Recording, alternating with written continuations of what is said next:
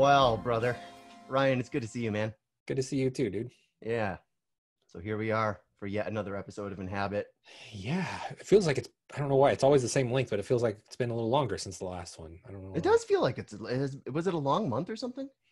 I don't know. Maybe just how the dates fell. It was a little longer. Yeah, I think it was like an extra week. But Maybe good the to see you days have again. just been packed more with, high quality happiness and fulfillment. Yeah, for sure. There's been, at least personally for me, some of that. And then also packed with. And also the exact opposite of that. Yeah. Well, here we are. We are in mid-July, 2020. It feels like the heat is being turned up on all of us these days. COVID is just washing through this country and making, I think, fools of us all. Here we are. We're a couple months away from trying to figure out, are we going to send our kids back to school? What is that going to do? What's an acceptable amount of casualties, you know what I mean, in order to preserve the economy, in order to allow parents to go back to work? And I mean, it is just such a, it's a clusterfuck these days. Yeah, full on.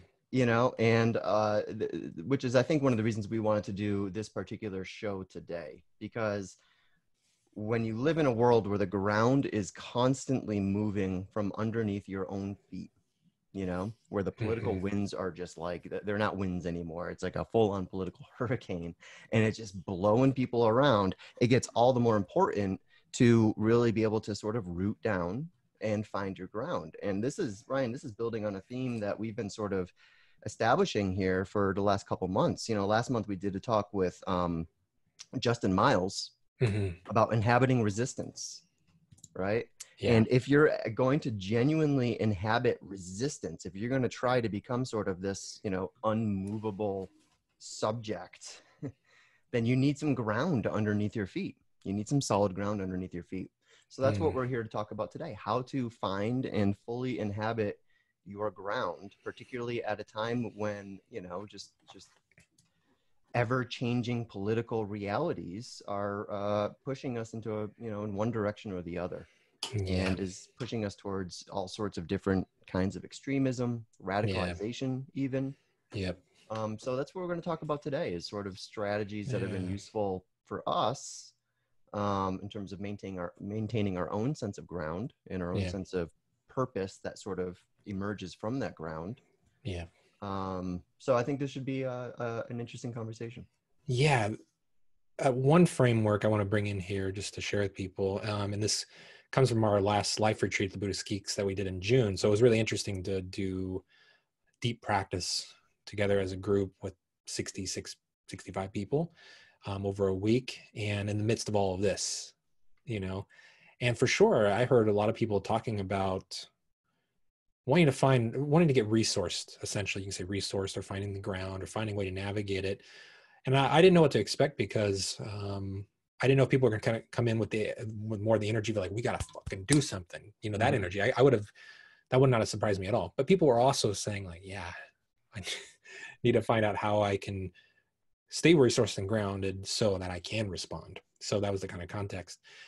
But for me, so another thing that came up, we've been going back through and watching all the Homeland series. I only saw the first 3 seasons, which I really loved, but I kind of just stopped, and we're on the final season. It's fascinating series that it mirrored quite well what was going on in U.S. politics over the last basically decade, and the kind of themes they focused on. In the last season, there's a guy who ends up becoming president who has Trump-like qualities. It's not full Trump, and my partner, Alyssa, and I both agreed that it's going to be impossible to fully represent him, because for a lot of us, he's such an absurd character that to portray him would turn any show into like a weird comedy or something. But they did represent it. And immediately I felt in my body frustration, you know, of like the impossibility of the situation with that kind of person in leadership for me.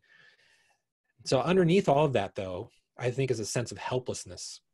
So I think for me, in terms of getting grounded, we first have to be really honest about how helpless we feel. And I think a lot of times we don't want to do that. We want to go to solutions because it's really The situation is immediate. The danger is immediate, right? COVID is immediate danger. We can't just be like, let's take a retreat for like a month and think about COVID. You know, that's not the vibe. The vibe is like, we got to think every day. Like, I'm putting on my mask. Where am I touching things? This has been trained in my mind this year of like, I have to constantly be vigilant. But for example, dealing with schools. So I know you have a daughter, we have a daughter, and everybody who has a kid is thinking about school. And there's an impossibility about the situation right now that like, if we feel under all of it, there's helplessness. Like the fear of sending kids to school and how that will be done and for the safety of them and everybody.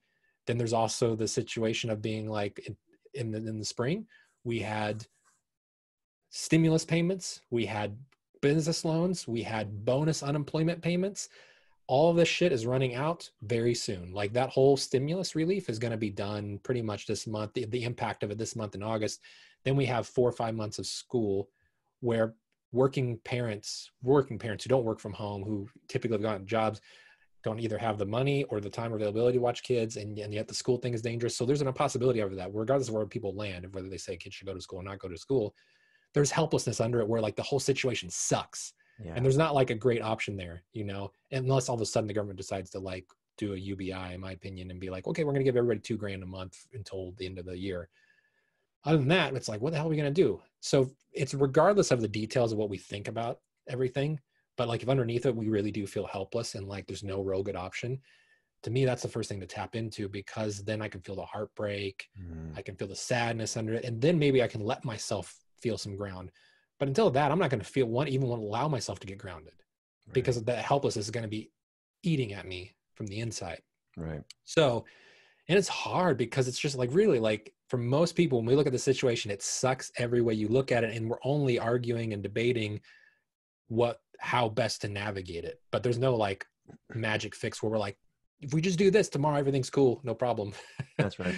So anyways, no, I think you really nailed it, Ryan, because that sense of helplessness is a sense of groundlessness. I mean, that's why you feel helpless, because you no longer have, you know, it feels like you have sand under your feet and you don't have anything really and there's solid. A metaphor that I want to share with the sand now that you brought it up. Oh, please. So this is a common metaphor I think used, but Will Hamilton, another Buddhist Geeks teacher, his focus, his Dharma talk for Life Retreat was on equanimity.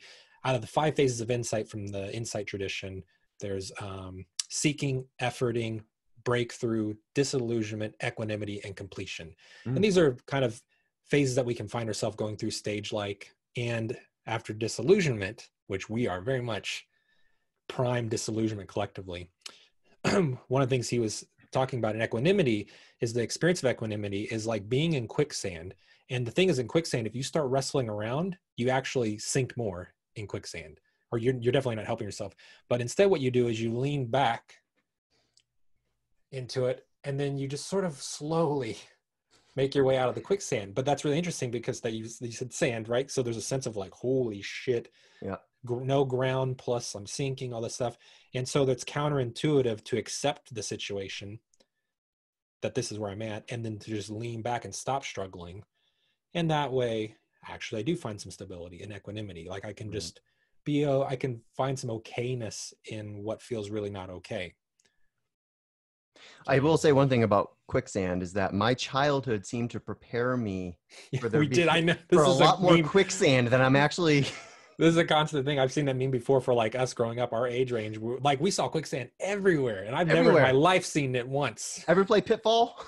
Yeah, there's quicksand in cartoons and everything, and like I've never encountered it, but I feel like we know how to deal with it if we do. That's right. Well, no, and I think that, you know, what you're talking about again is really dead on here, because when people are feeling ungrounded, right, when they feel like their ground is being taken away from them, then they come up with all sorts of their own strategies to sort of recover that, right? So oftentimes, you know, because again, people are dealing with a sense of helplessness, which translates to groundlessness, which translates to powerlessness, right? Yeah. And so when we don't feel like we have any power, when we don't feel like we have any control, what do? Well, there's a few things that we can do. We can regress, right? We can regress to sort of a previous kind of, you know, stage of stability, where that certainty, that sort of sense of purpose and, you know, belonging, and here's where you are sort of in relation to the rest of the universe, you're able to recover that a little bit. So I think that that partially explains why we've seen so much regression both on the left and on the right. It's people simply trying to recover a sense of solid ground. Because, you know, Ryan, one of the things that you and I have often talked about is, especially once you've hit sort of the self-authoring stage, ground can be a challenge. Finding ground can be a challenge because you are no longer sort of handed, you know, this sense of meaning and purpose and, you know, destiny and all of that. You have to generate this for yourself, which means whatever ground you feel underneath your own feet is ground that you yourself put there. Right. And that can be really, really challenging for people, especially when we're being heavily impacted and we're dealing with all these life conditions. It can be easier to just kind of take a step back. And it seems also, now that you mentioned the self-authoring stage, and I think probably your description there already is sufficient enough for anybody who may not know that term, but where we shift from taking in a prescription of how the world is and how everything just is by default, we start realizing that we ourselves can author these, how we see the world, and author our own pathway forward. And I think online too, that's like self-authoring to the max now is like, I can create whatever story I want and believe it. And even if it's not true, which can come out of like the sense of groundlessness. So I'm going to create my own stories and not listen to anything or anybody. But for me, the exiting out of that there starts to be a realization of that we are all part of bigger systems and bigger networks. Like, it's not just me sitting with the machine inside myself authoring everything. It's like that itself is authored, and it's, you know, how we author is authored, and we're impacted and affected by everything. And so there's a sense of like leaning back and letting go into that, because it's like, okay, I'm not in full control of everything that I'm authoring, even though it's not prescribed by society or culture or whatever.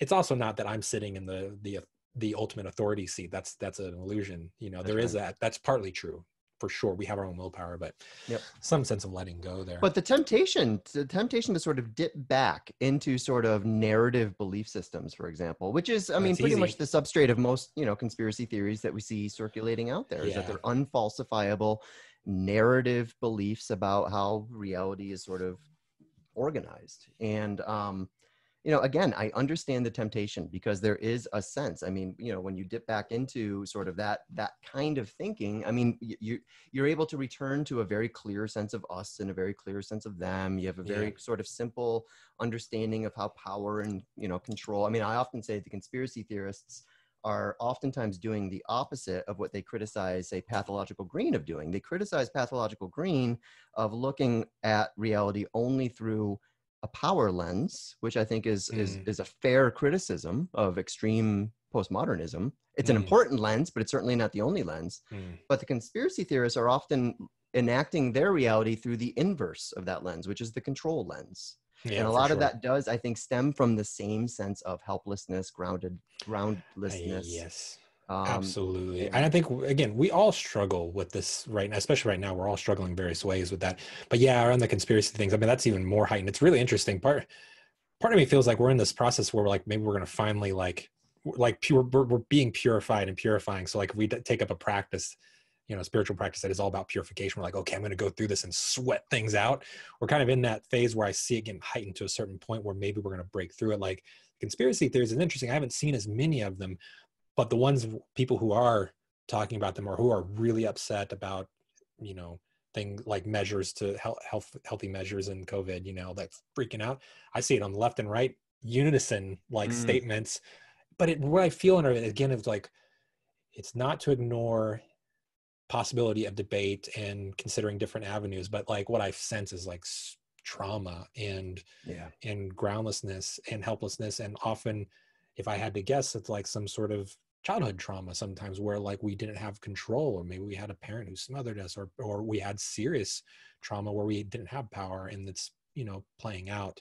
And that's happening collectively too, collective trauma. So these are things where it's like, we speak to them not to negate healthy debate and healthy differences about how we approach difficult situations.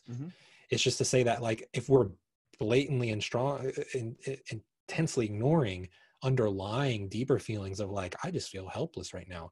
If we can say that out loud and feel what that feels like in our bodies, something will move. That's That's right. my experience. Like the debate that we have will be healthier, more embodied, more responsive. We'll be able to navigate and find ground in ourselves a little bit more, but it's difficult right now. I get it. Yeah. Well, there's that old metaphor, you know, there's the metaphor of the boiling frog, which is Yeah. a funny metaphor for a couple of reasons. So, I mean, for those who are unfamiliar, the metaphor says if you put a frog in water and you slowly turn up the heat until it starts to boil, the frog will just sit in there, won't even realize what's happening, and will eventually boil alive. Yeah. It's a metaphor that's often used, but it's kind of funny because actually it's false. The metaphor actually comes from an experiment where first they removed the frog's brain, and then, surprise, surprise, it didn't jump out of the pot. Now, the funny thing is this actually makes it sort of a better metaphor Yeah, that's for funny. what we're going through Yeah, these totally. days, because we have been systematically sort of dismantling the brain of our body politic for decades now. And I think this is why you Yeah. see anti-maskers, for example, Yeah. all over the place. I mean, we you know, we are brainless frogs. But the good news of that metaphor is if you actually do still have a functional nervous system, at some point the heat's going to be too much for you and you're going to jump. Yeah. And I think Yep. that's sort of, you know, what we're seeing right now is we're actually saying, okay, so some percentage, some plurality of this population is now trying to jump out of the pot. Yeah. And then another percentage of the population is just sitting in the hot tub, loving life. Yeah. I mean, this is just like we're in one of those times where like using that word purification one way or another, I feel like purification is happening in the sense of removing obstacles. That's what I mean by that term. Yep. Like, because just our narratives can't hold up against reality. You know, sometimes like if there's a pandemic, it's a pandemic. You can't out talk point COVID. You just can't. It's like, yeah. So you shouldn't run an opposition campaign on your own. Yeah, I don't. A smear campaign is expert? just not really going to work. Like you know, it's just not going to work. And Right. so, but I have hope. Like for me, so I guess it's part of it too. Is like one is like the helplessness and groundlessness, but I also, how do we access hope, or what does hope look like? Which is just something that's popping up for me spontaneous right now. I don't have a. I've been wanting to write a lot more on hope because it is something that's interesting. Where sometimes hope feels like some naive thing amongst a lot of people, regardless of backgrounds. Like, I'll hope, but there is some sense like inside of me of like, is it possible that we can change? Is it possible that we can navigate the situation? What would it look like if we did? What would a world look like that would feel dignified and safe, etc. So I think that's important too, to tap into that. And like, do I really feel it's possible? Or right now, am I feeling like, no way, it's not possible? And you don't have to push past that point, but like, that's another thing to argue that's to look at that could be underneath everything else, regardless of what we're saying. It's like, if I feel we're not going to make it, we're all fucking doomed. Okay, we have room for that. But let's focus on that instead of everything that's coming out of that space, at least for a moment.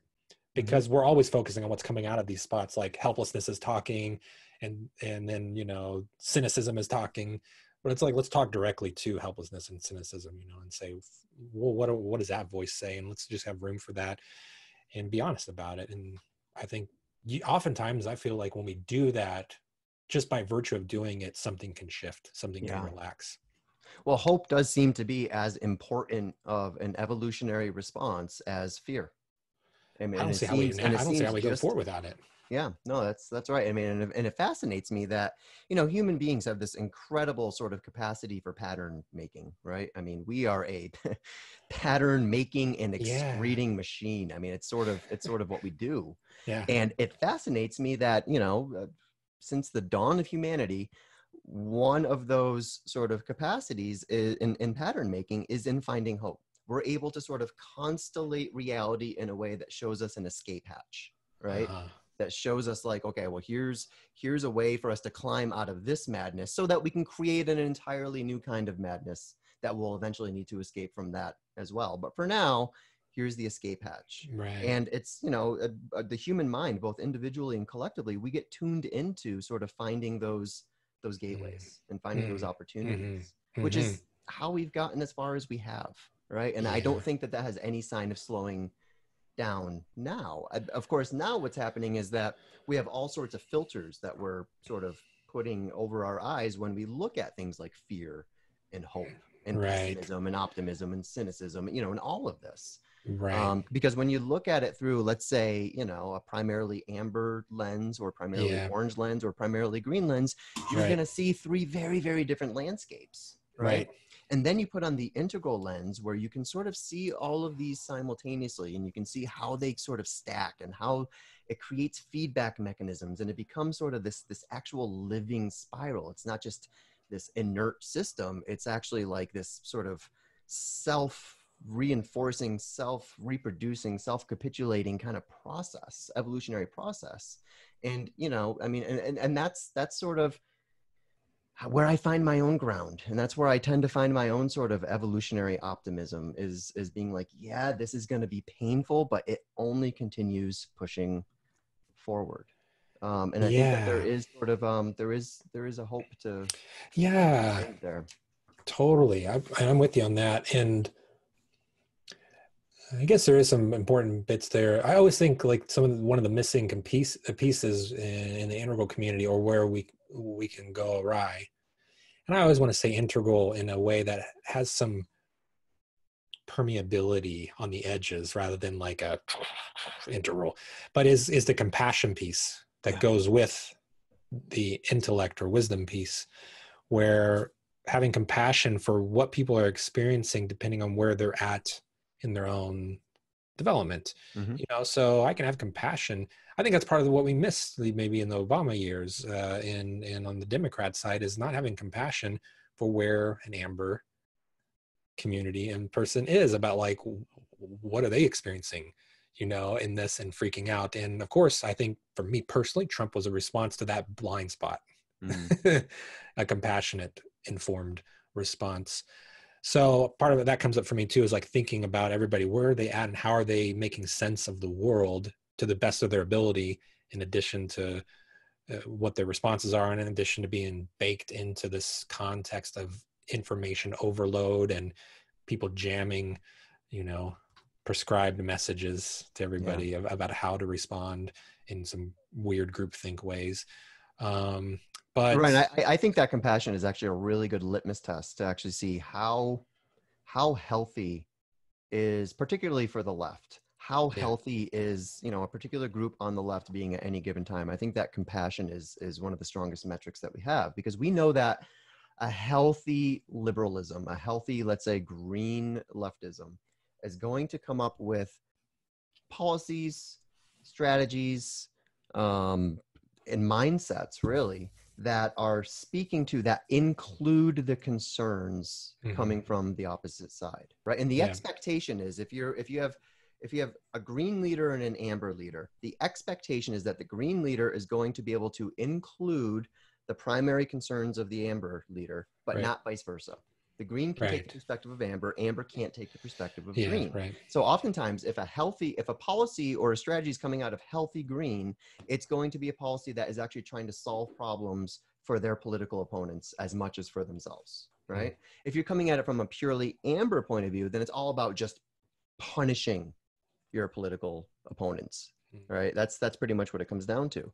I think what we're seeing these days is a lot of amber on amber from the right and the left, and there's mm. not a lot of empathy and compassion being extended in either direction, and that, I think, to me, signals a dysfunction, It right? is a dysfunction. Which Yeah, gets me, I think, to, you know, some of the meat of what we want to talk about today yeah, is what actually helps people stay grounded, what helps people sort of prevent themselves from getting blown when when the Overton window just suddenly shifts overnight.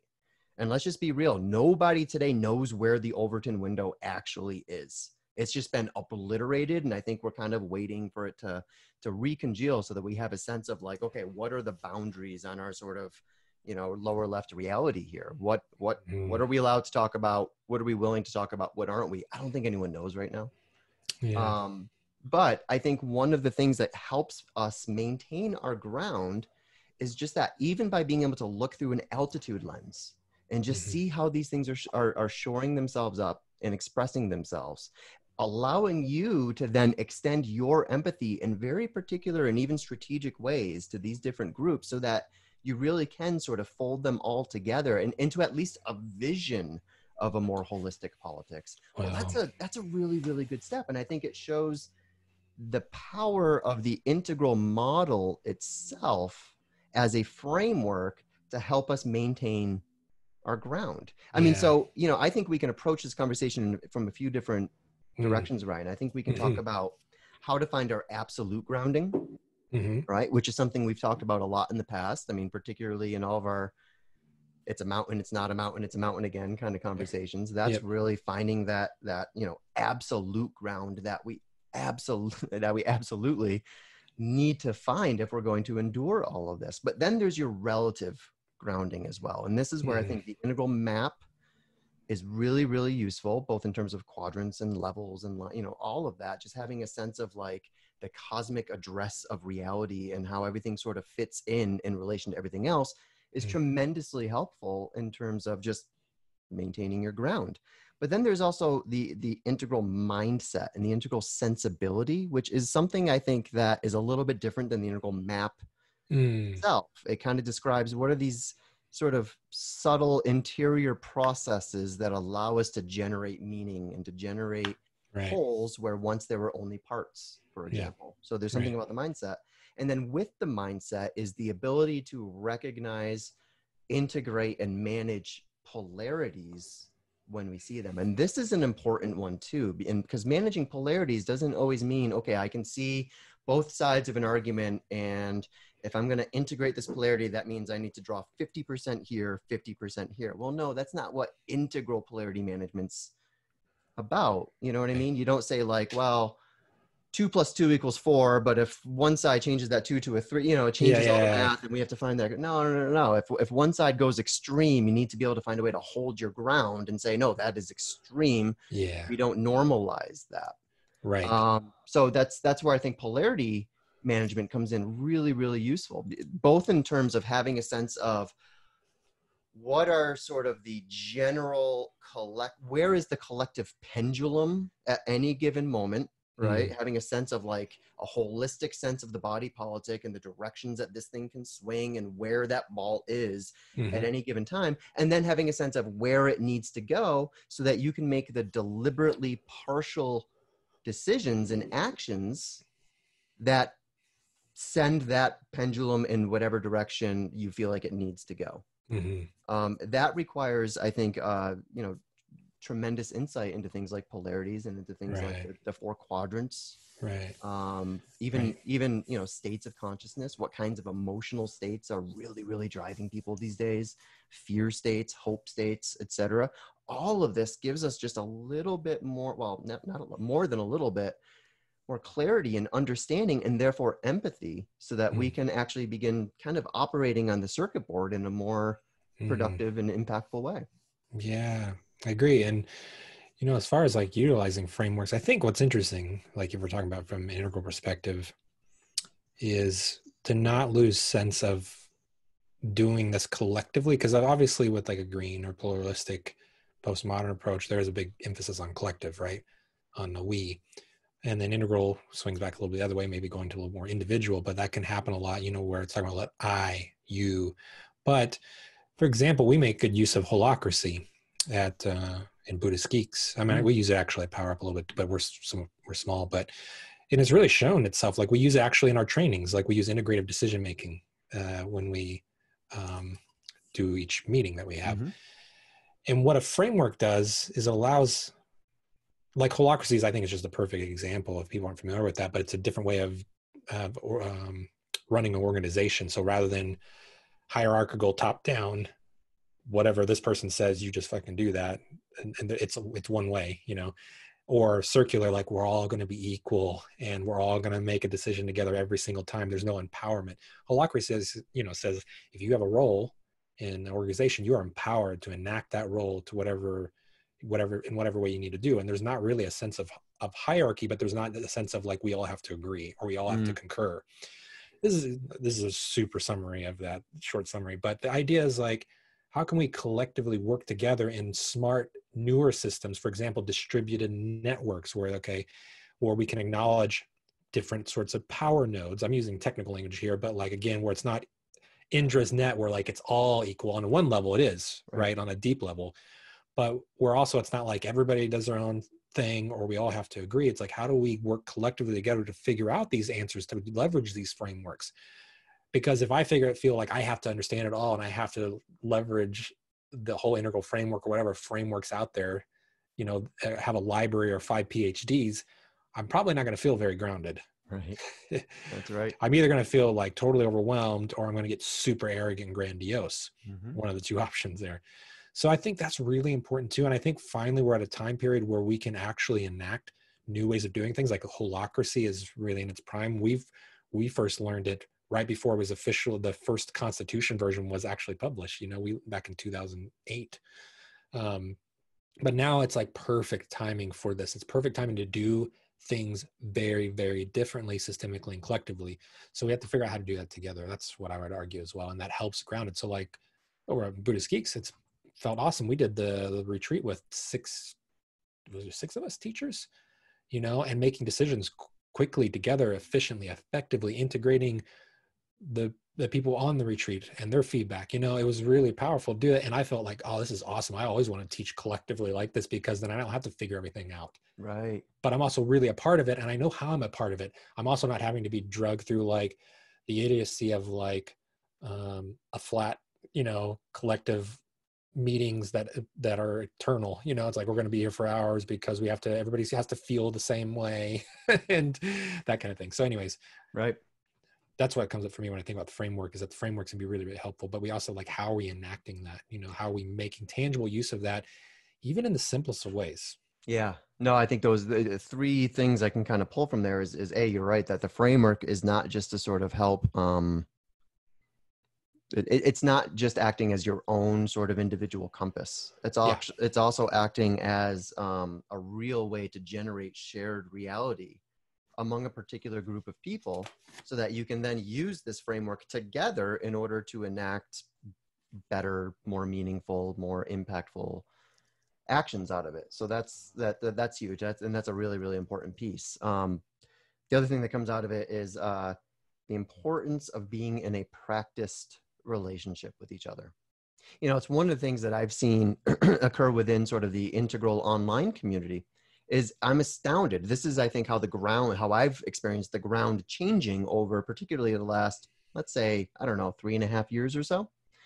One of the ways that ground has changed is that so much of the integral conversation has been outsourced to we've talked about this before, to these flat postmodern platforms like Facebook that themselves don't have any enfoldment mechanism. I know I'm a broken record on this. No. But that has actually produced a fragmentation even within a community like Integral, which you would think would be better equipped to prevent things like fragmentation, right? Yeah, right. It's a little bit ironic that the Integral community got so fragmented. So I think that, you know, in my sense is that if we were able to sort of defrag this community, and the best way to do that is to actually put people into a practiced relationship with each other, that radically shifts the container, that radically affects and shifts our ability to extend empathy to one another, the ability to actually listen to one another and not just talk across each other, which is sort of, I think, the common experience on things like Facebook.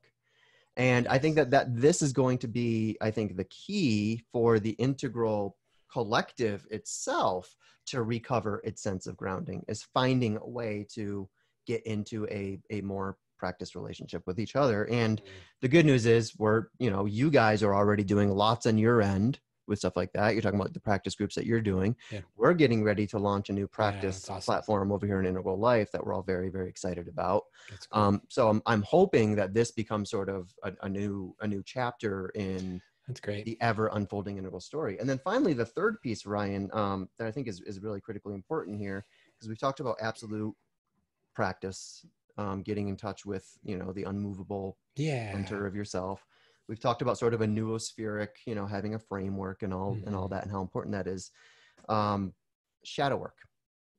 Ken and I just did another one of our just blistering 3-hour discussions this weekend, which was fantastic. We haven't done it in months. He's been on a bit of a sabbatical because he broke like both of his legs, and he's been in bed for 5 months, which is, if you're Ken Wilber and you're laying in bed meditating and watching Netflix forever, that just sounds like a unique kind of hell. But so we did our first show in shadow, and it was a beautiful show. I mean, we covered so much ground. And you know, the reason I wanted to do it is because looking around at sort of how reality is organizing itself these days, it is just shadows screaming at shadows all the way up and all the way down. Right. Yeah. You know, and I think that the more we are able to sort of front load our own shadow work, and in fact do our shadow work, maybe even publicly, find a place where, well, I will say this, if you're the type of person who is really, really concerned about things like collective shadows, one of the best things you can do is do your own shadow work publicly,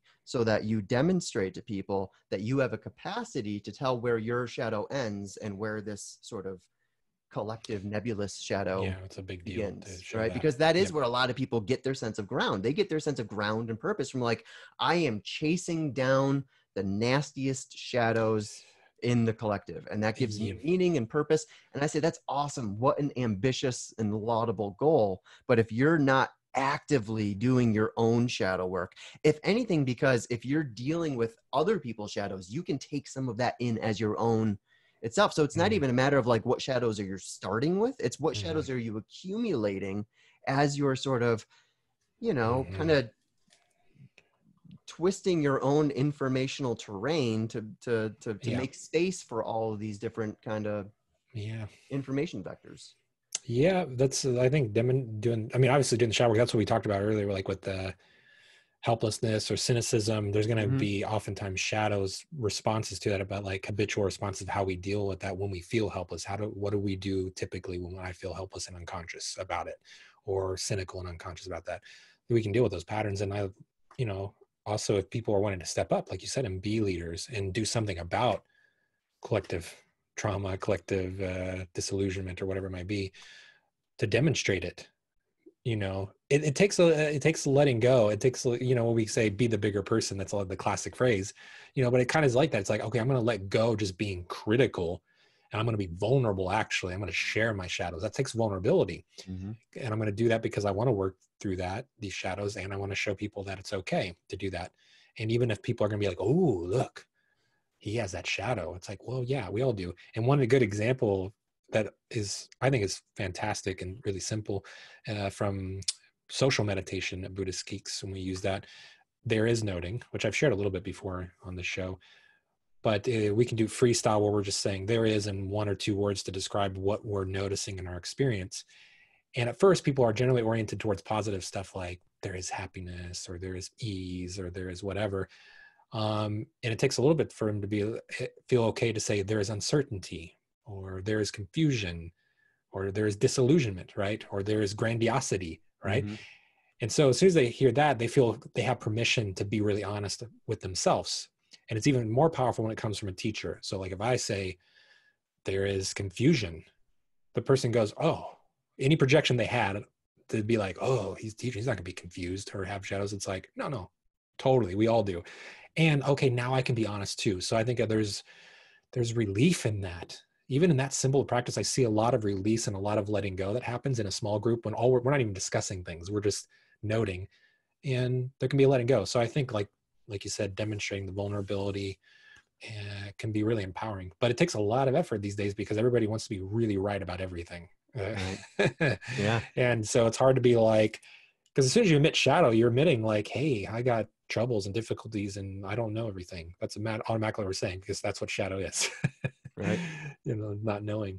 Well, and we also live in a culture right now where being vulnerable about your own shadow might not be rewarded on social media the way social media makes it very scary. So where I feel that too, where like I feel much more comfortable these days doing it in face-to-face virtual things, you know, so like in retreats or groups or conversations like this, comfortable, you know, because it's like because you have to be vulnerable with me, you know. That's right.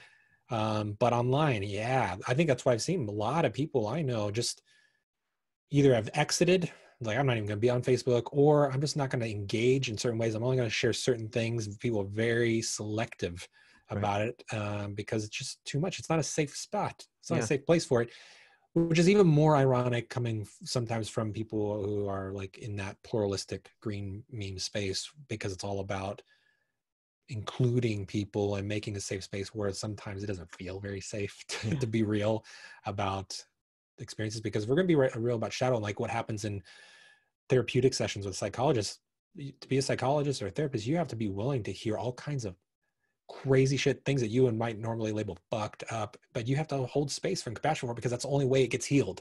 Yep. But if people feel fear to be able to share and be honest about themselves, they're not going to do it. And they're probably going to double down to say, I don't actually even have that, because I don't want you to have any inclination that I have the thing that you want to demonize. Right. You know? Yeah. So There's a we have to lot of, switch that. Like that's part of the groundedness. So like, how are you going to feel grounded in an online environment where you feel like people are waiting to just, you know, latch bad on faith, to willful misinterpretations, and cherry guilty picking until of your proven it is, words. yeah. So it's like, it's about the healing process, really. It's not about accountability or responsibility. I mean, ultimately it is, because if you're doing the healing, you're being accountable and responsible. Right. But it's a vulnerable process. So yeah. Yeah. Yeah. And again, so you can kind of see a little bit of contradiction in what I'm saying, because I'm at once saying I'm advising that people should actually do more of their shadow work Yeah. publicly, Yeah. but you got to do it skillfully. Right. You know what I mean? You Take have some to be skill. skillful. You have to be able to demonstrate that you have the capacity, again, to tease these things apart. To be like, Yeah. well, you know what?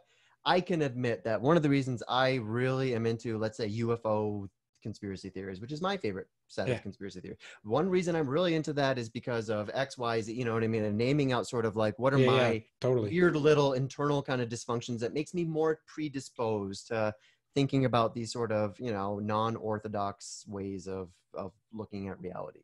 That's fine, and I think that's sort of a good way to to go at it, just to be able to kind of track yourself and track your own relationship with these ideas and why they might be a little bit more compelling, why they might even be a little bit more seductive, why we might be more tempted to look away from things like more orthodox kind of science and things like that, why we might have a distrust in Mm-hmm. experts, or if we might Mm-hmm. have just a little bit of this anti-intellectual bent in us that was Yep. maybe given to us from our parents or from our Oh, culture. I mean, there's yes. any number of these little tiny shadows Yep.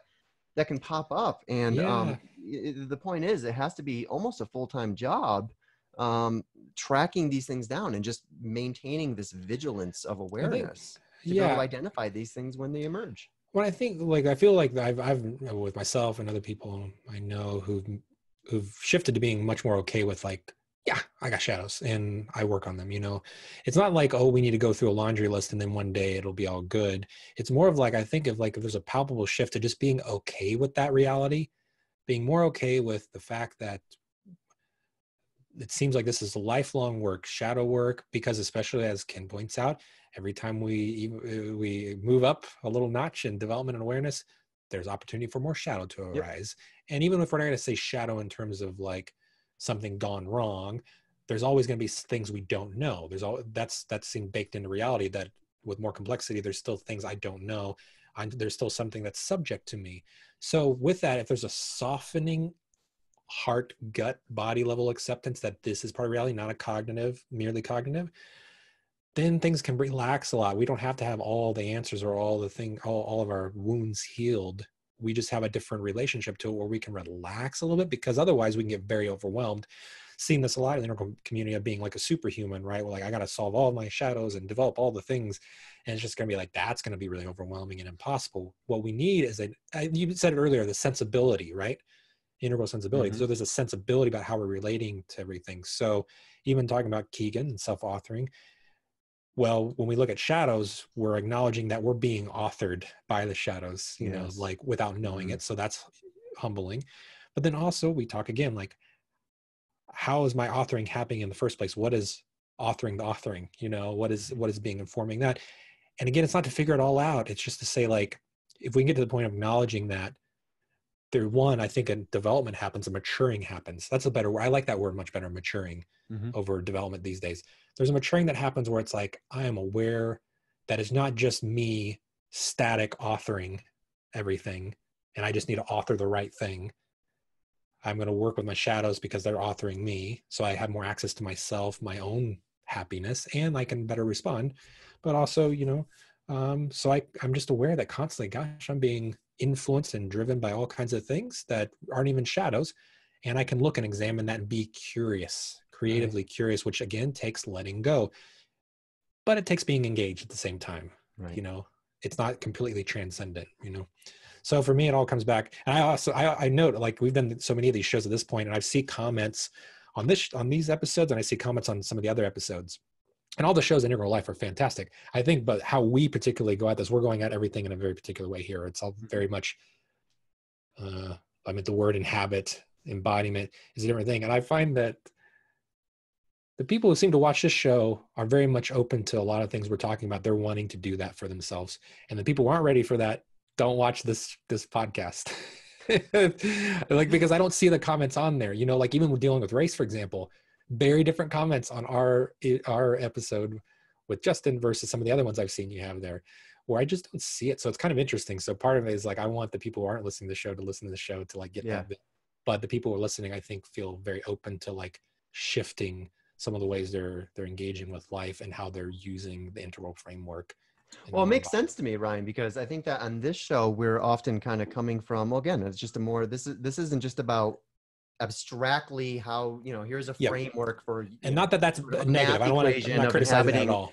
Yeah, exactly. This is a little bit more, this is a heart show more than anything. It's more of a heart show. Taking all this and pushing it through, yes, and having a conversation. And it's a little bit harder, I think, to just dismiss a perspective when it's coming through heart than it is when it's purely coming through mind. So if we're just talking abstractly about critical race theory and, and all these things, there's so many more opportunities for someone to have I think a critical kind of voice there, because it's like, oh, well, these ideas don't line up with my ideas. Blah, blah, blah. But when you're talking to a human being and not to just like a set of intellectual concepts, it's a little bit different. Know what I mean? You have sort of, it's a little bit easier to take some of that in. And it's like, even if I disagree with some of your sort of, the way you theoretically kind of, postulate all this, even if I disagree with that, there's something about how this is being transmitted through your heart that is undeniable. Transmitted. Yeah, that's great. I can't disagree with. That's great. And for me, and again, there's no criticism at all of the intellectual frameworks, obviously, because I use them a ton. Totally. We've already mentioned several in this episode. But yeah, these days, if you ask me what is needed more, especially around the groundedness, I want to focus on whatever you already know, like intellectually, conceptually. Let's work on that grounding in the body, transmitting through the heart, coming through your responsiveness. So that's where right now, it's not like forever I'm like this, but like if I had to choose a response, I'll tell everybody in the neural community, focus on this right now and only pursue additional models and intellect if it arises organically out of the body as a response. For example, if I encounter shadows, I'm like, gosh, I really want to work with this, but I don't know how. And I need to find a way to do that. Okay, seek it out.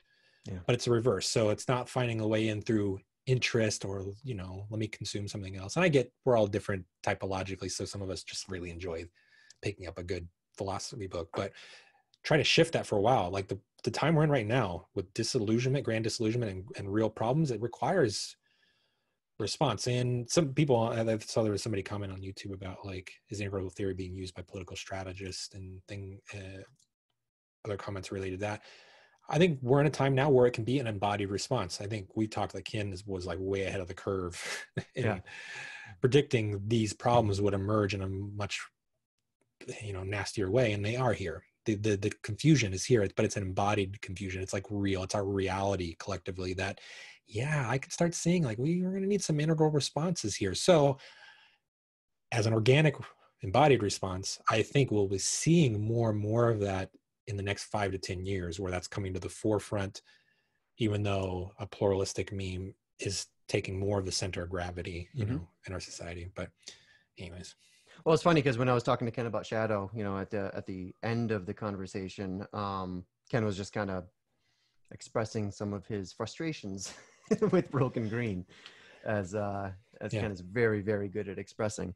And, I said, I told him, I was like, my response is, can I take a slightly more optimistic turn? I was like, I actually welcome all this broken green because Yeah. it is paving the road. It is creating all the right problems and all the right contradictions for Yes. conversations like these to start gaining more influence. I agree. I totally agree. We're seeing the cracks in the foundation. Absolutely. The cracks in the foundation. And then that's going to, yeah, get a real response to it. And, there's some interesting things I've seen on Twitter recently, people mentioning that, for example, being like really anti the faults of pluralism, so anti-green or whatever. That some of these are really valid, but also what's really important is we still need to integrate That's right. a lot of what we have realized through a pluralistic meme of like problems we have with racism. Like it's a real thing. This is not a stage we skip over.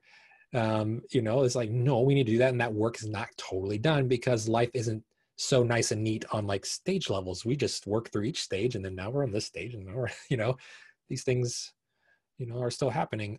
So there's still embodied response to that. But as we're dealing more and more with that collectively, like it seems like we're finally starting to deal on a tangible way with some of the insights from a pluralistic perspective through that and enacting the strategies. For me, what I start noticing is sometimes I'm like, okay, well, that strategy you're enacting to solve that problem has some faults that will get in the way of its success, Right.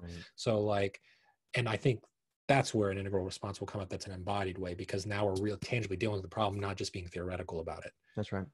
Well, no, I think, and Ryan, you nailed it once again. I mean, if anytime you are anti-X, anti-anything, that's like a shortcut to your own shadow, right? Yeah, so if you consider yourself an integralist and you can notice your own anti-green or anti-left, or let's even push it out, anti-state, for example, any of these allergies, I think, are indicative of some shadow work that's waiting to be done. And in fact, I mean, you nailed it. If you are integral, if you are truly a healthy, your center of gravity is a healthy, stable integral, that means you have done the work to include green. You're not just pushing it away because it's standing in your shadow anymore, which means, guess what, guys? You can occasionally agree with green. You can agree with green without being green. Now, you're always going to want to, as I often say, you're always going to want to wrap some guardrails around sort of the green project, but there are obviously going to be elements of the green project that you are able to full-heartedly support. Just like there are elements of the orange project that you can full-heartedly support, same with amber. Yeah, well, and the thing is like, when we pay attention to the integral theory of lines development, if you have a problem with what Corey just said, you ain't integral on one of those lines for sure. Plain and simple. That's why I concluded, because I looked at different comments. I'm like, it's a little funny if we really take a step back that we have to say that out loud is a little funny, because it's sort of like, how the hell are you not having why do we got to convince ourselves that we have and need healthy versions of all these stages, because you don't get the other stages without it. So if you feel like that's hardly existing for you, or you're really anti it, then that is 100% at least shadow, and potentially in another line of development, it just hasn't caught up to the cognitive realization of it, which is totally normal. All of us are part of that. Exactly. Me too. I've looked through, I feel like intellectually I was there in previous years, but it's more of like coming into the embodied fruition. Now it's happening, like in an act way where I'm like, okay, I think I can respond better from this kind of perspective. But before it was just like, I have the understanding, but when it comes to enacting it, I needed to do a lot more work personally. A sensible criticism of green that Ken often kind of leads with is that, where green really gets themselves into trouble is that they are the product of a growth hierarchy, right? Yeah. Yes. And yet they kick the ladder out from underneath them. Yeah, absolutely. And that's a fair criticism. Yeah. When green deconstructs amber and deconstructs orange, guess what? In a generation, not as many people are going to be making it to green. And in fact, I think that we can see that in much of today's green. A lot of today's green isn't green. It's green language being used by amber mindsets. And that's sort of, I agree. Yeah, this is why like the whole thing, like being human, is messy. So for sure. And like why we have to be careful and sensible about how we're engaging, what we're saying, being curious about ourselves, being curious about others. Because right now it's very easy. Like, as long as I say these words, I can't be touched. That's a Right. certain way. Like, you can't touch my vulnerability. You can't touch Right. and question me because I'm using these words. So yeah, I think that's totally true. I see that. I see that happen with everybody, you know, like if it's integral, it's like, can't touch me because I have this perspective, or green because I have these values. You can't touch me, you know, where it's like, well, no, we can still all talk about how we're strategically enacting, how we're strategically responding. I can always question that. You may have a good, you may have good stated values. You may have sharp perspectives, but we can all question that's different than strategy and Right. response. Like how is what you're doing, what are the results of it? Right. And if you really want to be a leader, you can't just accept, well, it's everybody else's fucking problem, Right. they're just not listening to me. That's right. I've been a leader in leadership position long enough to know that I know this. That's just not the case, you know. That's just like, nope. Well, and the fact that, again, if you are integral and you're doing sort of the same thing, and you are dismissive of green, or you have a green allergy, or all you see is broken green, you have a belief that there's no such thing as healthy green to be found, then guess what? You are also kicking out the ladder from underneath integral. That's what I mean. Yeah, exactly. It's a good way of Yep. saying kicking the ladder out. Yeah, Yep. we gotta figure it all out. And it's You gotta human, and clear. it's messy, and it's Yeah. chaotic, and it's again, as I often say, right on schedule. I mean, I think Yeah, all of I these issues feel are right on totally. I schedule. think that's the hope for me. The hope part is like, it feels right on schedule. The cracks in the foundation. We'd rather not have cracks, and we'd rather not have all the suffering. So long as we have it, it feels like it's potent to like actually then enact change. You know. Yep. So I take with that. I wonder if we want to pull in. Yeah, I You was just gonna mentioned say I pulling want to bring Marshall because Marshall in, and for those who don't know, Marshall's a good buddy of mine, mostly Facebook friends, and Marshall runs a nice little private group, which is interesting because as we're talking about managing polarities and how it's always not a 50-50 split, some of the integral communities that we've seen kind of spark around on Facebook and such have been sort of playing with polarities in interesting ways.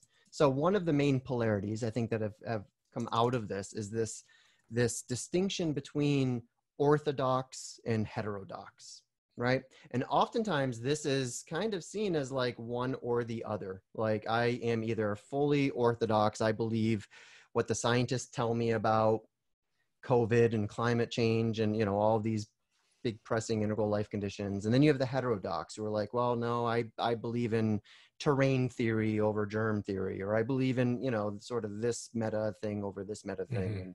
And it can get really kind of messy and confusing. And I think that there are people who both feel like, A, I have to choose one or the other. I have to be either 100% orthodox or 100% heterodox. B, a similar fallacy, people who say, I need to make a 50-50 split between the two. And I think both of those are examples of bad polarity management. And for me, I look forward to talking to Marshall about this. For me, going through all these kind of orthodox and heterodox views, sort of the equation that I've settled to is like, there's like an 85-15, maybe an 80-20, maybe it's the 80-20 rule, or I don't know, but I need like 85% orthodox and then 15% heterodox just to kind of keep me curious and to keep me honest. And that's how I sort of manage those polarities. And I'll be curious to see how the audience itself manages them. But I want to bring Marshall on so we can talk about this and the diamond approach. That's another thing I know he wants to talk about, and more. So Marshall, bringing you on over, buddy. Oh, and the whole reason I was bringing up the orthodox heterodox thing is that one of the groups that Marshall runs, I think, straddles this line really nicely, which was something we were talking about together a few days ago. Marshall, how you doing, man? I'm great, man. It's great to be here. I got pretty frustrated waiting for my opportunity to speak. It sounds like a shadow issue that you should probably deal Yeah, with. I started to see you as an oppressive power structure that was enslaving me and cutting off my voice. So, Well, I'm glad we can squash this shadow together, brother. You're only being slightly marginalized.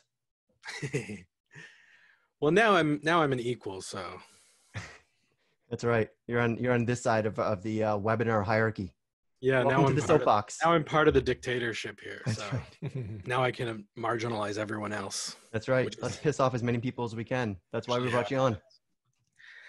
Yeah. So it was interesting when I saw you make that comment in the group about 15% or 15% heterodox, 85% orthodox. I was like, damn, am I that unorthodox?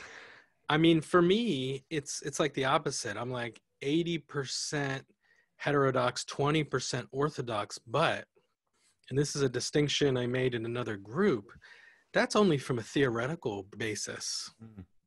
From an operational or a practical basis, I am forced to acknowledge that I'm not an expert in any of these fields, that I'm just exploring possibilities.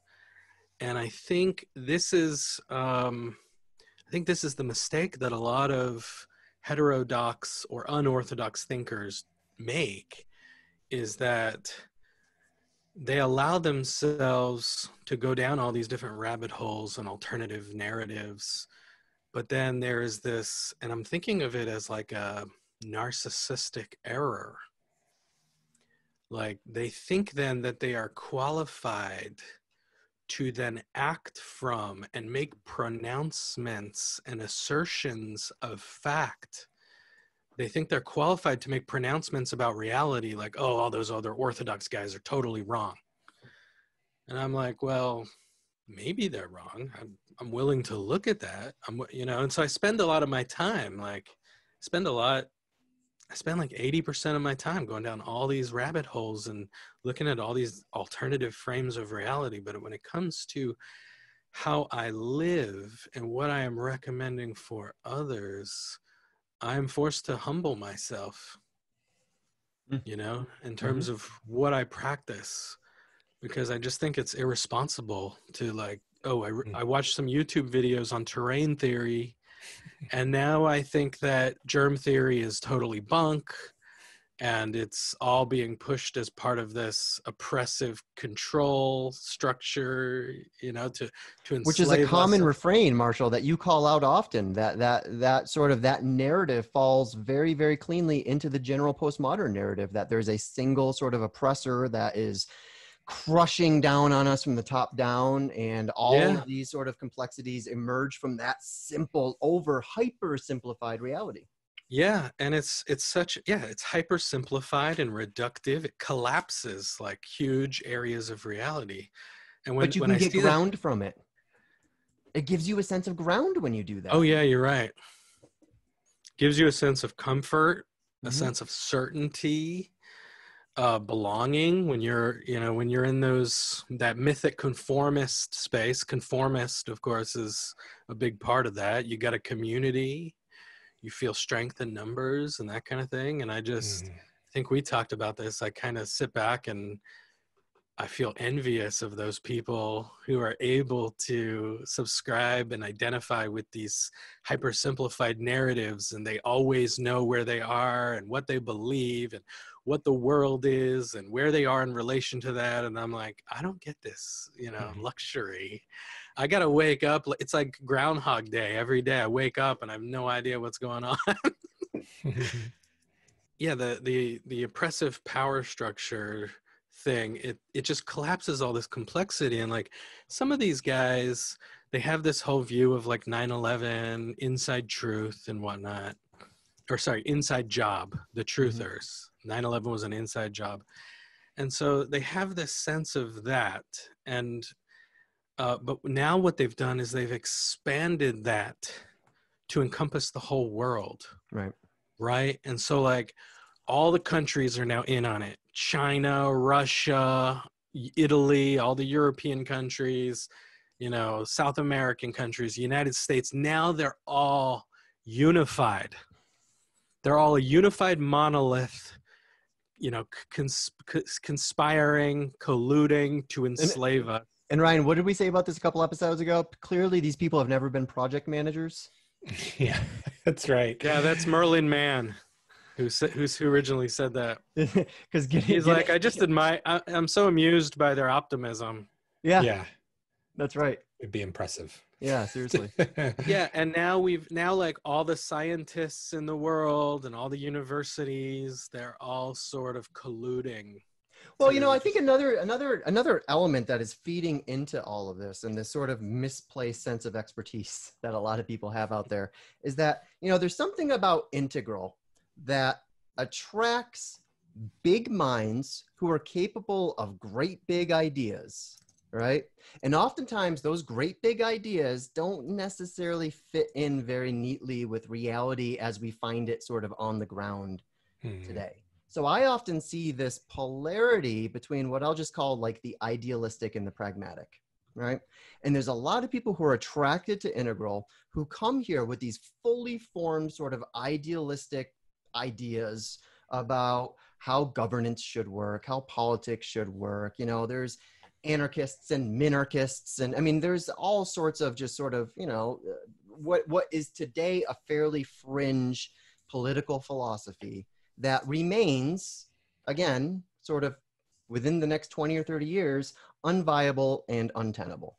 Like, we're not going to create mass anarchy in the next 10 years in this country. It's just not going to happen. It might create itself. It kind of is creating itself, but yeah, I mean, so my point being is that I think that oftentimes people have this mentality that is, I think, common on some of the fringes that Integral oftentimes intersects with, which is this mentality that, like, here's where I want to go, guys, and I refuse to get into the car until we get there. Right? So there's this dismissal of like how to engage with and how to inhabit your own principles and your own ideals and your own values in relation to the world as it currently presents itself to you. Right? And instead it's like, well, the world's not living up to my expectations. And so I'm not going to engage until it catches up with me. Well, guess what, buddy? It's not going to catch up like with your grandkids, never mind catching up with you. So we might as well find ways to put our hands on the damn wheel and start making deliberately partial actions in order to to bring yourself just a little bit closer to the destination that you ultimately want to be traveling in. And sometimes it's counterintuitive. Sometimes that deliberately partial kind of thing is just like, well, we need to get the pendulum to go a little bit this way before it can swing back that way. Right? And that's where having this, I think, more sophisticated understanding and the ability to make deliberately partial and compromised decisions in order to enact bigger, better, greater results that bring more depth to a greater span. I mean, I think that this has to kind of factor into our political equations. Yeah. And I think I think that actually highlights the theme of this talk right now, which is there's a sort of a lack of grounding, a lack of grounding in current present day reality and where to go from here. It's sort of an imbalance towards the intellectual center, right? Rather than like, okay, here I am in reality. This is what reality is. What do I do now? Where do I go from here? It's more like I'm up here in the theoretical and the possible and the ideal, and I'm just going to sort of hyper focus on that because I see all the truth in that, so to speak. So there's a kind of a disembodiment and a disconnection from reality that happens in that hyper focus on the intellectual center. And hold on, Alexa, stop. Is always, always nagging me. Alexa, fix this shit. Fix the world. She doesn't know how to fix it. No, she just did. So, but you had mentioned the diamond approach. Yeah, I wanted you to talk a little bit about that. Yeah, and I was like, oh, am I going to talk about that? Okay. I guess I will, because it's been my central path for about 12 years now. And, but I originally thought I was going to describe my unique path. And that's an interesting distinction about the diamond approach is it's not about the diamond approach way. It's about each unique individual soul's way, right?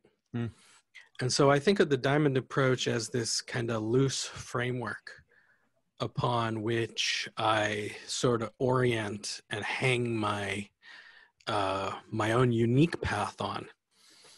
And so I kind of make reference to it and I embody the practices. It it's of the fourth way lineage, which is Gurjeef. And so, which I think has a lot of relevance to this conversation. Gurjeef described the fourth way as different or distinct from the other three ways, which were the yogi, the monk, and the fakir. And so each one of them corresponding to a different center. So the yogi was the intellectual center in Gurjeef's understanding. The monk was the emotional center or the heart center. And the fakir, which a lot of people aren't familiar with, it's like a Sufi ascetic. The fakir is the physical center or the sensing center or the belly center or the gut center. And so the fourth way was about including all three of these and balancing and harmoning all three centers. And so, and Ryan kind of talked about this embodiment. It's the center of embodiment. The gut center, or in the diamond approach, what we call the Koth center, which comes from Arabic. It's the sort of the Sufi word, the Koth. But in Japan, it's known as the Hara. They have a very Hara-centered culture. In Chinese, it's the lower Dantian. But in the West, we don't have any conception of this. We don't have any conception of the gut center or the belly center. It's a very mind-centered culture. We have some awareness and knowledge of the heart, and that came forth a lot more in the 60s with the Beatles, All You Need Is Love. But even among a lot of spiritual people, they tend to emphasize the heart center more, and there's not a lot of awareness of the belly center. I think the gut is standing in shadows and is often, I think, hijacked by all sorts of interest groups to work against people. Interesting. Yeah. I can see that. Well, I mean, I see, for example, a lot, the anti-mask movement, for example. I see this as gut level sort of don't tell me what to do. Autonomy. Yeah, married with this kind of intellectualization of like, well, I've got this whole different kind of medical framework that I'm coming from, and it's bypassing the heart. Like one of the memes I've seen out there is, me not wearing a mask doesn't mean I'm not a courteous person. It means I'm not willing to take responsibility for your fear. And then I say, holy shit, when did anti-compassion become a virtue in this culture? Anti-compassion. Yeah. And that's the egoic autonomy. Yeah. It's gut and head bypassing heart. It's the will. It's the egoic will. Yeah. And thinking of the instructions from Judith Blackstone and her approach to embodiment, around the gut, she will have we have people attuned to the sense of power in the gut. And what's really interesting is like if a person feels really averse to that, okay, your personal strength. But she really prefers the word power because it is more potent to like bring attention to that. And what's really interesting is a person may posture in a sense of feeling power, but they may do that through the shoulders, leaning for the furrowing the brows.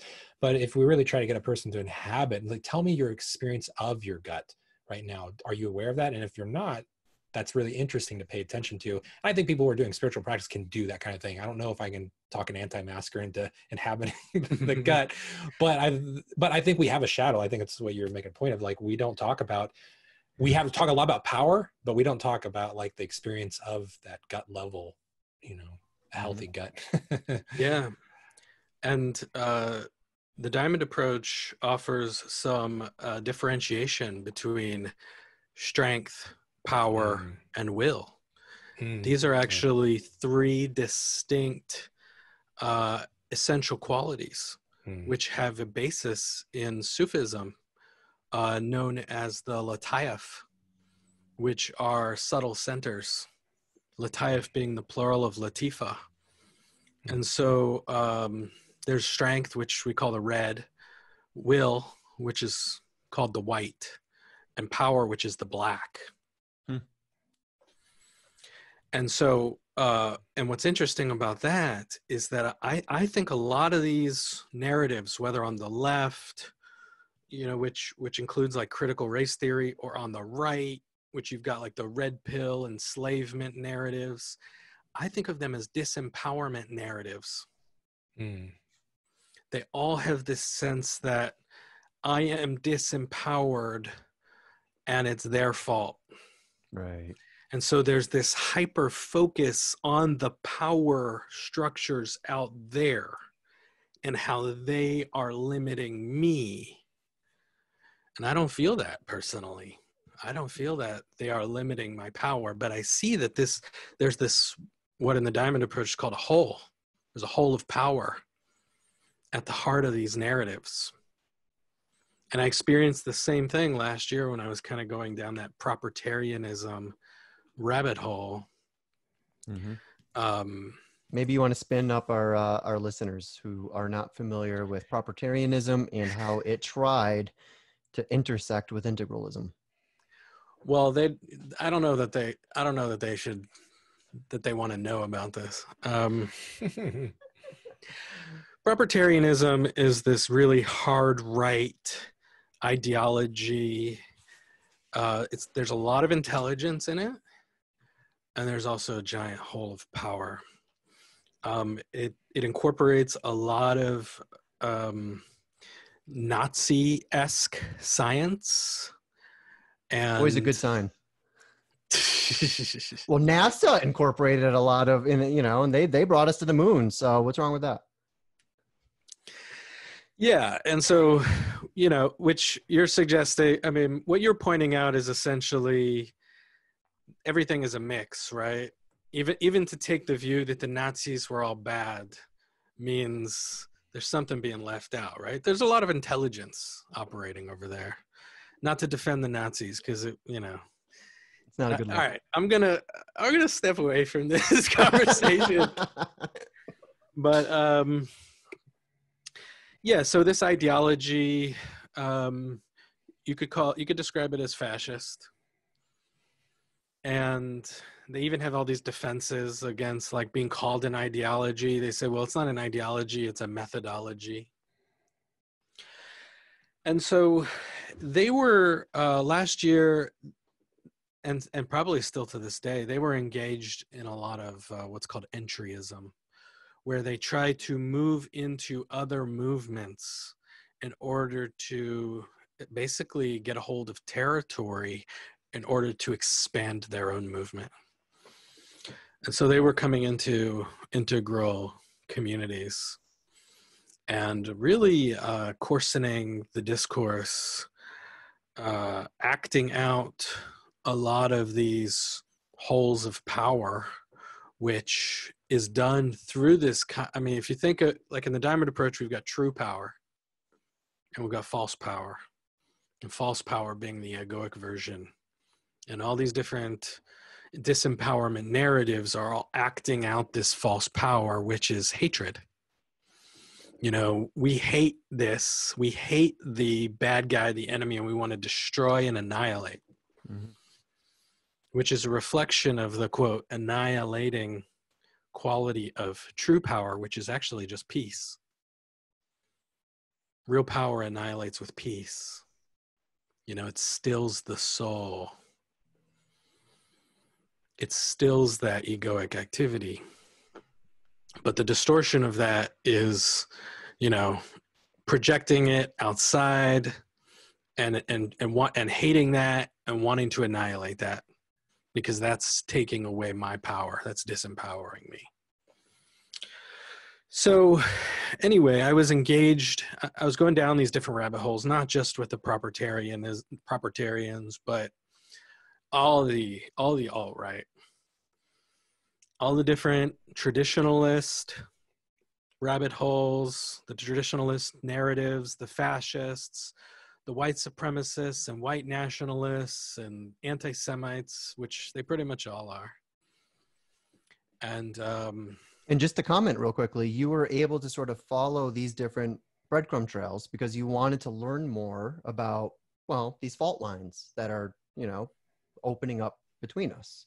And Yeah. you were able to follow those breadcrumbs, but you had enough grounding because of your own practice to where you didn't get seduced by some of these, as people often do.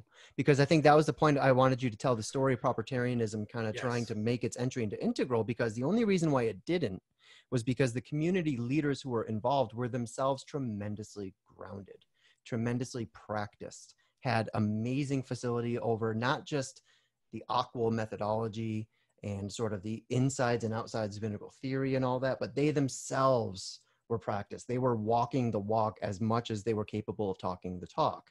And so when this stuff landed, they were able to see sort of how this intersected with their own sense of ground. And they were able to see sort of how this is going to shift, again, that Overton window, that sort of that circle of permission around what we're allowed to and what we really shouldn't be allowed to talk about freely. And that, you know, if you're not grounded, if your community is itself not grounded, then your ground will become obliterated whenever these, you know, really, really big forces try to claim new territory.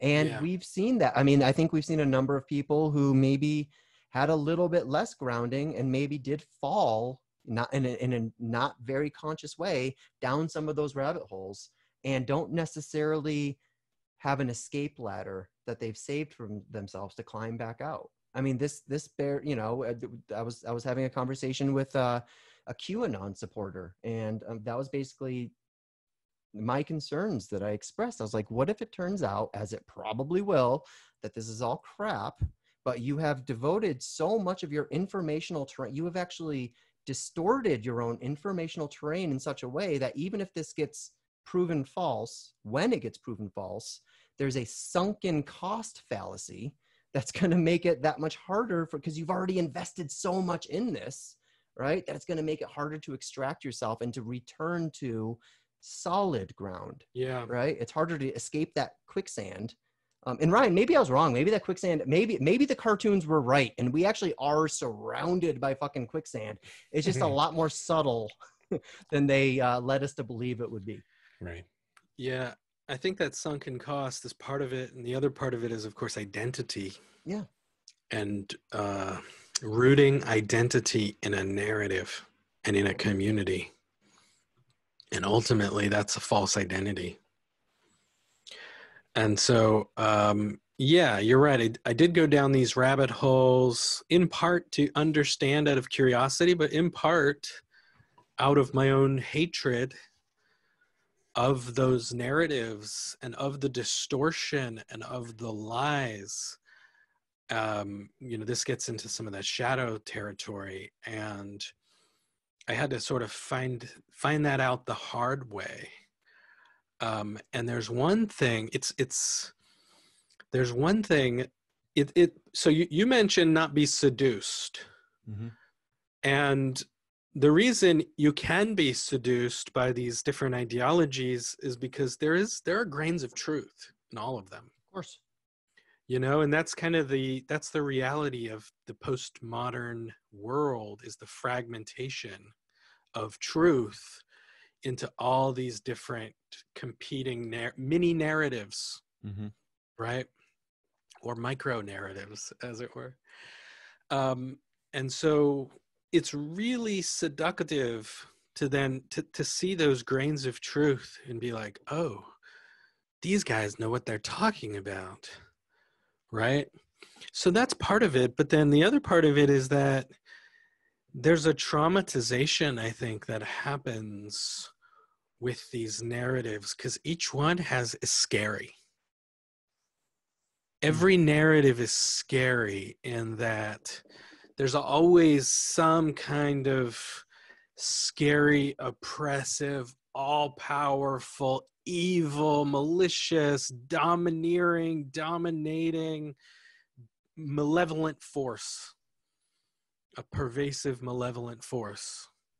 And it's scary, and we're all powerless to do anything about it. It has control over all of us. And this is a like a very scary realization. Traumatizing, right? And I think what happens is people get traumatized by these narratives, and then they get trauma bonded. They get trauma bonded with these narratives, and then the community's like, yeah, man, we get it. We were there too. You know, we were scared, but now we're empowering ourselves, right, to fight the pervasive malevolent force. And here's what you got to believe. You know, this is what's right and wrong. These are your values now. These are your weapons. You know, the mimetic tribe thing. It's trying to replace your ground with their ground.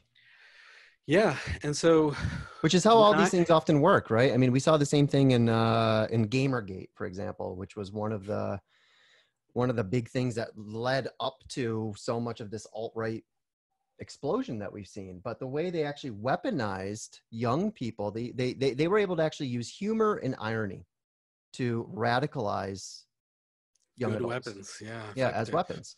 Because what happens when you are able to sort of surround sort of your malevolent beliefs and 30 layers of irony is that you have no sense of where ground is anymore. All right. Irony deconstructs ground, and they use it well. They use it as a shield so that if you ever call them on it, they just say, oh, we're just being edgelords. This is just edgy humor. Right. We're being right, but they don't even know where they're at. No, that's right. That's right. Because it's become completely groundless. Because there's so much irony. It's like, am I being sincere in my facetious kind of satire racism? I'm just pretending to do the Nazi salute because I want to piss off my parents. And then suddenly I'm surrounded by 30 people who are like, yeah, wasn't that really funny when you did that Nazi salute and really pissed off your parents? You should go do that again in front of the BLM protesters. That'll be hilarious.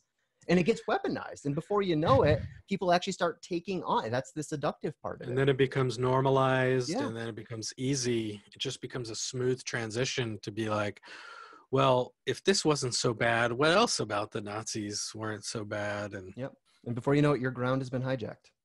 Yeah. So I will say it was traumatizing.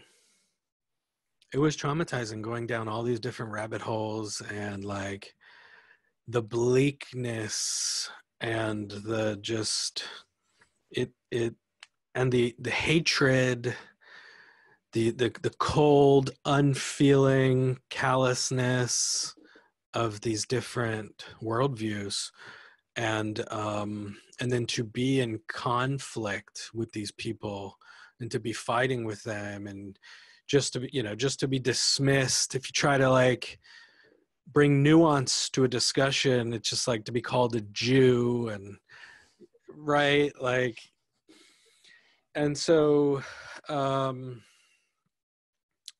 it was traumatizing, and I had to come back to some various practices. Yeah, what helped you? Yeah, well, part of it is my diamond approach orientation, which is to be comfortable with not knowing. That's the ground. Not knowing is the real ground, right? At least in the head. Mm-hmm. And you can get comfortable with you can get comfortable with that through grounding in the belly, through the support of the belly, which I'll get to, but that is the basic orientation, to be okay with not knowing. And that is another thing. That's another kind of epidemic or pandemic that you see across all these different narratives, is they've all got this sense of certainty. Mm-hmm. They all are confident. They know what's going on. They know who the bad guys are. They know what went wrong. They know what needs to happen. And I'm just so envious. I'm like, how do I get that? How do I get that luxury? It's like a drug, you know? It's like, I know what's going on. Ooh.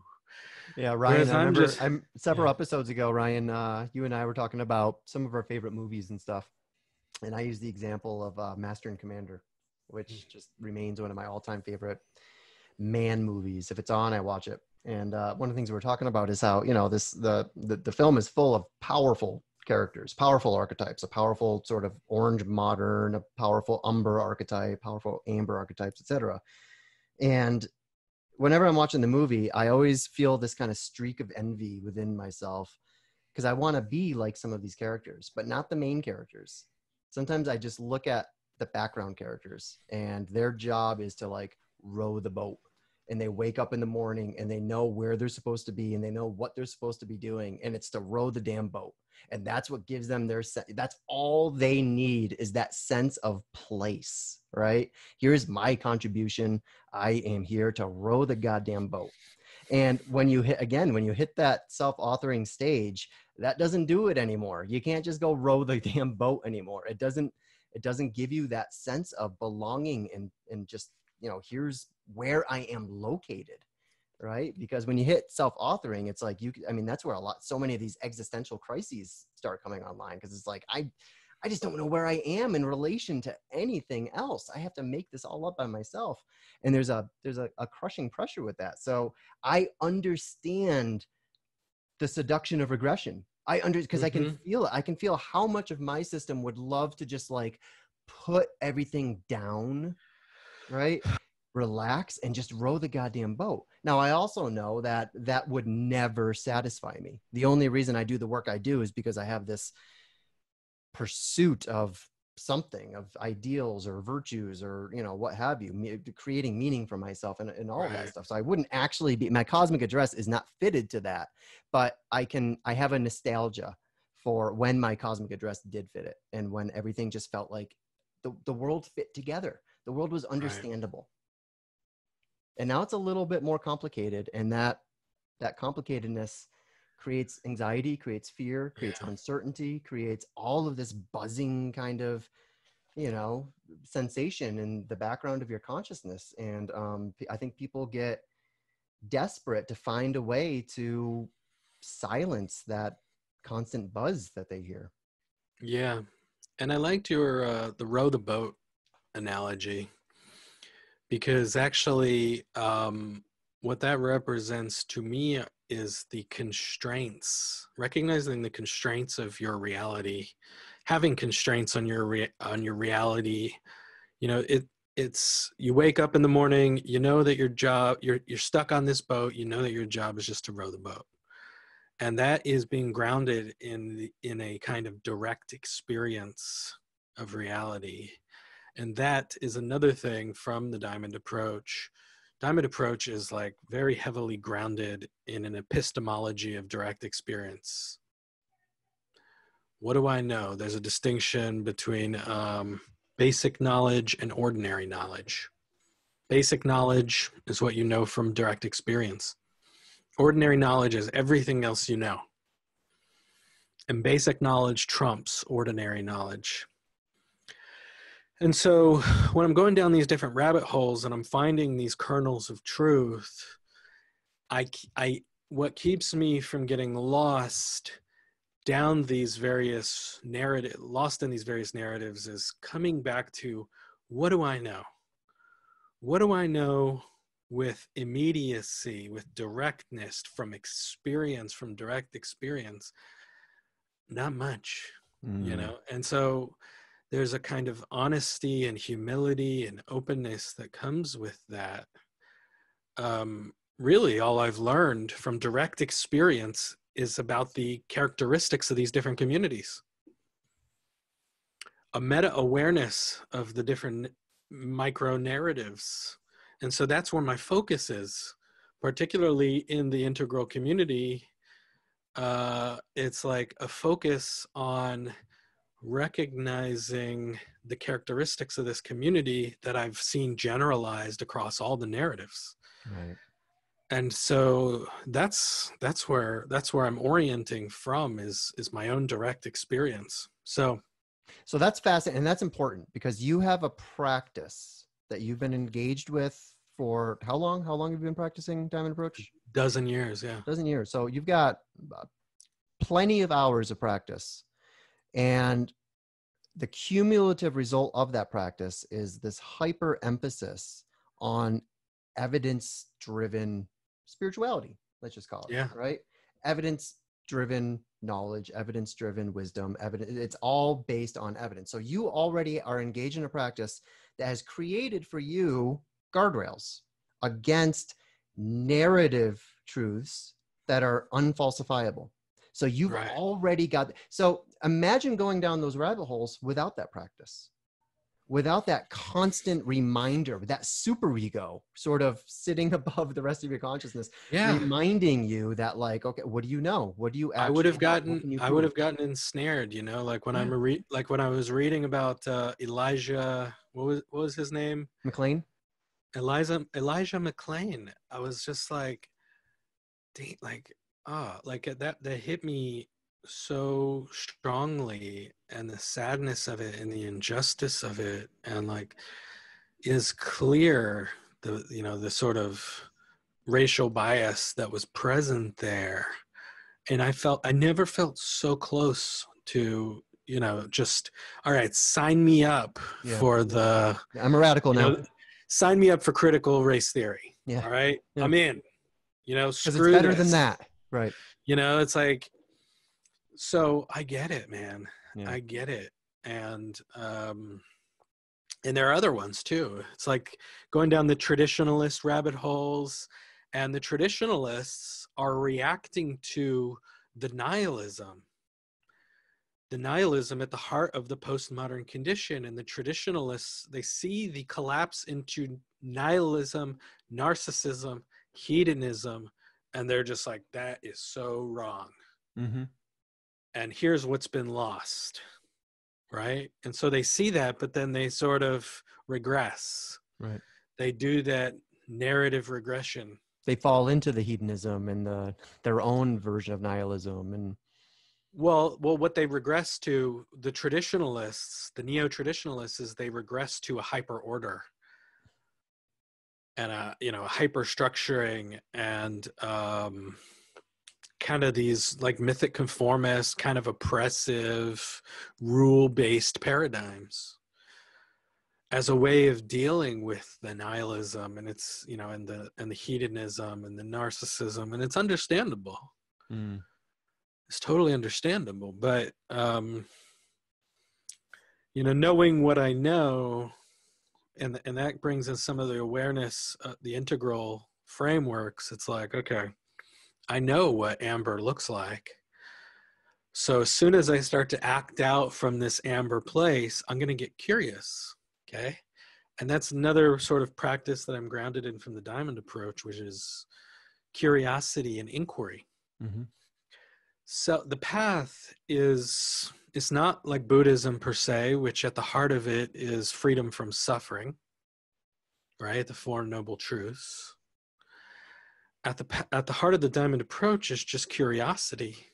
That's what leads the way. It's just like a desire to know, like, what is reality? What is who and what am I? What is consciousness? What is truth?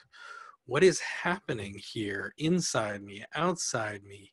Is there a difference between inside and outside? It's just like curiosity can just go in any direction, And so that is the thing. So that's the other practice I feel grounds me, is curiosity. That's a big one, and I want to start moving. I know, Ryan, I think you have another engagement that you need to hop off for in a little bit. So I want to start wrapping this up, but I just want to kind of put a bow on what you're saying, Marshall, because you're actually, I think, exemplifying the three primary heuristics of integral thinking, which is non-exclusion, enfoldment, and enactment. And you're actually displaying a mature capacity to do all three of these. And it's something that I want to help spell out a little bit more for our audience, because, the very first move, that non-exclusion move, that if that is your only heuristic, then that says, let's throw everything on the table, right? There's nothing off limits here. Non-exclusion. I can take a look at anything. It's all fair game. Let's just see what happens.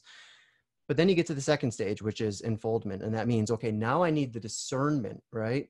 So I have the curiosity. I have enough curiosity to get me going in non-exclusion and to just seek out all these different kind of sources of information. Now that that curiosity has provided all these fruits, and I, have this all on the table, now I need some basic discernment to figure out, okay, what's more or less true relative to everything else? How do we actually start folding these in? And it's not just a horizontal folding, it's a vertical unfolding. This is more true than this. This might have a partial truth, but it's still less true than this. And so how do we start stacking it all up? And all of that gets guided by enactment. If you want to know that, then do this, right? If that quality, if that evidence-based quality is not at the forefront when you're doing either of the first two, non-exclusion or enfoldment, then you're going to miss something really important, and you're going to get your own ground screwed up as a result. So what I see with you is that you had the curiosity, you had the non-exclusion curiosity, said, I really want to know. I want to learn more. I want to have an accurate sense of what these people, I don't want to just straw man them. I don't want them to just be sitting in my shadow. I want to know with clarity who they are, what they're talking about, and what they're advocating, so that I can fold that into my own sort of compass, whatever that might be. And that compass is itself driven by evidence. It can't just be a narrative kind of base. So we're seeing how having practice in each of these, having the right practices, having the right mindsets, having the right frameworks for each of these three heuristics is just staggeringly important. And without them, we get lost. We sink in the quicksand. Yeah. And I just want to quickly make one more point, so that Ryan can jump off here. I've been thinking about shadow, and we don't have any such concept in the diamond approach. And I got curious about that, and I wondered why. And, and that concept comes from Jung, right? And in Jungian psychology, the shadow is really just the unconscious self. It's the self that's unconscious. And I see this kind of dualistic split that is happening when people talk about shadow, that it is innately dark, right? It's dark material. It's all the bad stuff, so to speak. That's how it's represented a lot. It can often be the good stuff too. But yeah, and that needs to be emphasized, because from the perspective of like the diamond approach, it's like 99% is unconscious. We don't know the vast majority of our being. Okay. And so presence is in the shadow, non-dual awareness is in the shadow. Love can be in the shadow. Some people have cut off their love. Joy can be in the shadow. Compassion can be in the shadow. Strength can be in the shadow. Yep. Healthy power can be in the shadow. So like even positive qualities are to be found in the shadow. And so I just kind of want to correct some of this, this sort of sense that shadow is the bad stuff, the dark stuff, the stuff that's unacceptable to society. It's like, no, your love can be there too. Hey, Ryan, how about next month, Inhabit Your Shadow? Sure. Have we not done that? We've done Inhabit Your Wound, which is a little bit different. For me, I let's do it. Yeah. I mean, for me, actually, I tend to use like a wound or something like that instead of shadow often, probably for some of the reasons Marshall mentioned, because, there's always a sense of reclaiming what is good in ourselves. Actually, we get cut off from our full power, or cut off from our ability to know the world, things like that. So shadow sometimes it just gets a little too cut and dry, and maybe that's why. But we can do it. Let's totally do it. I mean, why? Yeah. We probably can't get do too much on this. Well, the ironic thing is that like Ken often talks about the 3-2-1 process. That is a process of literally inhabiting your shadow, right? Yeah, and there's a process too of just to Marshall's point of process of making what is unconscious conscious, which can be different things. So, like from the perspective of maturing, it's of like exposing assumptions we have about how things are, which isn't necessarily shadow, like a wound that we carry with us, a pattern of reacting. I say the negative stuff is sometimes how we act from what we aren't aware of, you know. So like if we had some upbringing and we experienced abuse or trauma, and then now we act out and lash out at the world because of that unconscious, that part's negative and potentially harmful to others. But yeah, I think that's an interesting thing of, like, for example, Robert Keegan's suggestions on how do you expose these things that are operating unconsciously in our minds. How can we have a process of seeing that more and more easily? And then how do we see shadow? And sometimes for me, it feels a little different because they're both sometimes can be tricky in their own ways of revealing that. But sometimes, like in the spiritual sense of like the practice of just sitting with not knowing, I find, yeah, to be really helpful on all accounts. It's a tool I bring. So Yeah, the not knowing, the curiosity, yeah. and love. Yeah. You know, love is the key to, it sort of like lubricates the works. Yeah. It sort of softens and allows these things to want to open up and reveal themselves. You need that. You need that. Yeah. And I think in the integral community, sometimes in the past, yeah, the shadow's like, let's get that fucking shadow. You know, it's like, oh, let's destroy it. Nuke it. Yeah, where like that won't work. It just won't work. If it's a shadow, like the way brute force. Yeah, right. brute force. DOS attack. Because there's young children. There's very young children at the core of all of these issues. And so common. Yep. You gotta have love. The love is critical. Yeah. Well, guys, I think this has been useful. And we've actually been through just a slew of practices, going from the physical all the way up to, you know, the absolute ground of being, the ultimate ground that we can find. And I think this has just been such a rich conversation. I mean, we've talked about, and let's just kind of maybe spell it out for people as we close up here. But, you know, on the physical level, I mean, eat your fucking vegetables and exercise, right? I mean, you need stamina. Stamina is a big part of your actual physical. I disagree about eating vegetables, but that's my that's my heterodox views on health coming in here. On an emotional level, practice, do shadow work, right? Do some work around empathy and around vulnerability and around sensitivity. Practice opening yourself up in an emotional way and actually tracking what happens within that space. On a noospheric kind of intellectual sense, I mean, the integral model is not a bad place to start. Learning something like polarity management. We've got a really super cheap course on Integral Life, guys. It's like, I don't know, $100 if you're not a member, $50 if you are, for managing polarities with being a Sharma. I promise you, this will give you the tools that you need in order to like maintain your sense of ground and not allow it to get hijacked by anyone else. And then, yeah, finally, at sort of the crown of it all is practices that get you in direct and immediate touch with the ultimate ground of being, because there's no way that's going to shift from underneath you.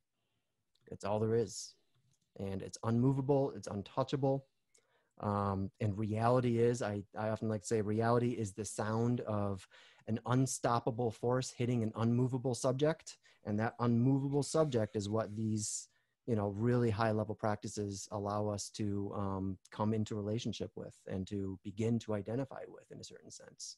So all of these, I think, are going to help us individually and collectively maintain that sense of grounding as sort of the gale forces of reality come buffeting all around us and trying to push us in one direction or the other. Decent summary? You guys have anything you want to add? Wow, speechless. I fucking love it. Well, gentlemen, this has been awesome. Yeah, Ryan, any final words, my friend? No, you always do great summaries. So yeah, nice to have you on, Marshall. Yeah, thank you, Marshall, for joining us. And thank you for everyone for joining us too. Our YouTube comments were really active this time, which was really I saw that. I'm going to spend a little time with them after we get off. And again, if you have anything to say about this episode, please let us know in the comments down below. I'm assuming you're watching this published on integrallife.com or on YouTube. Let us know what you think, and we'll bring in some of your perspectives into future episodes. In the meantime, thanks, guys. Yeah. Thanks so much. See y'all later. See ya. Ciao for now.